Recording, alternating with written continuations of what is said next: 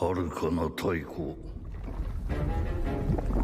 魔界の竜族の中でも最強の力を持っていた両巨頭がついにその雌雄を決しようとした。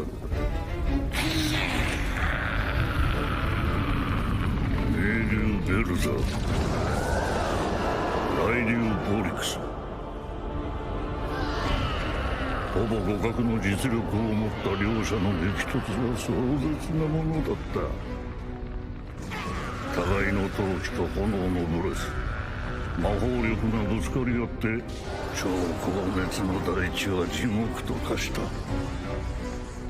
両巨頭の戦いが立っているだけで生命力を奪うバトルフィールドを生み出したのだ。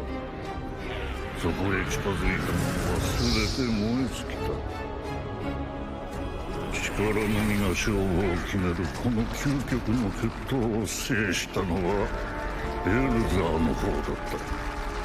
そして奴は明竜王の名を手にしたのだ。以来この戦いは神竜の戦いと呼ばれ、史上最も激しく過酷な決闘として称えられている。